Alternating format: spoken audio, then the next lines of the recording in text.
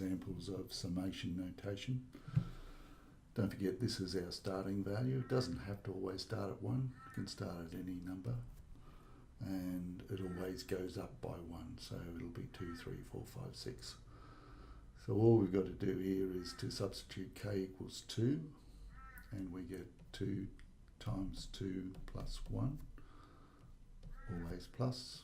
Then we go to 3, 2 times 3 plus 1, plus 2 times 4 plus 1, plus 2 times 5 plus 1, plus 2 times 6 plus 1. And we get 5 plus 7 plus 9. So what we're actually generating here are odd numbers, plus 11 and plus 13. And we get 12 and 21, 32. And we get 45 as a total there, adding those numbers together. If I had, say, some I equals 1 to 100 of 5, now there's no variable there. So just seeing what effect that plus 1 has had on there, you're just going to add I equals 1 to 100. There's no variable in here.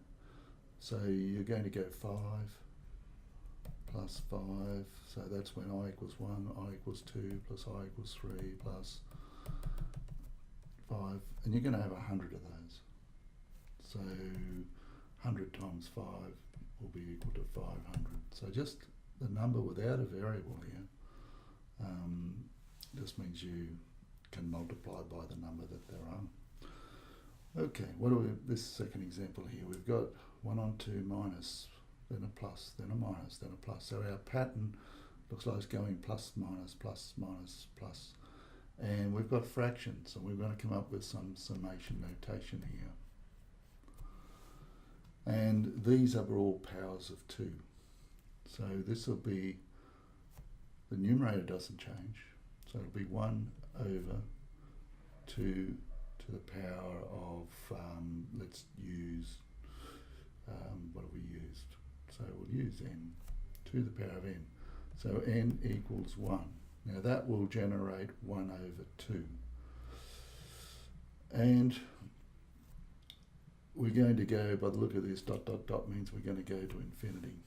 So we're just going to keep on going. How do we generate the plus, minus, plus, minus? When n is equal to 1, we want a plus. Now, if we put a minus 1 to a power here, if we just put n there, it'll be minus 1. Now, when we put n equals 1, it'll be minus 1 to the power of 1, which will be minus 1 over 1 on 2. Now, that'll give us minus a half. We don't want that. We want a positive. So the way we overcome that is go to the n plus 1. Let's just make sure this works. So that would, I think, is going to be my answer. And let's see what happens. N equals 1, we get negative 1 to the 1 plus 1, 1 over 2 to the 1 plus, then we make n equals 2, minus 1 to the 2 plus 1, 1 over 2 to the power of, now n is equal to 2, 2 plus negative 1 to the 3 plus 1 over 1 over 2 to the power of 3, and so on. So that's going to generate minus 1 to the power of 2. So any negative to an even power will give you a positive result. So this is the way of generating positive, negative when you go negative 1. You've just got to be careful that you make sure these powers work out. So here we've got negative 1 to the power of 2, which is positive, 1 over 2 is a half. Negative 1 to the power of 3, because that's an odd number, that's going to be negative, and 1 over 2 squared, which is 1 over 4, plus negative 1, 3 plus 1 is 4. We've got an even power, so that's going to generate a positive, good, and then 1 over 2 to the power of 3 is 8, and so on. So yes, it does work, so that is indeed my answer.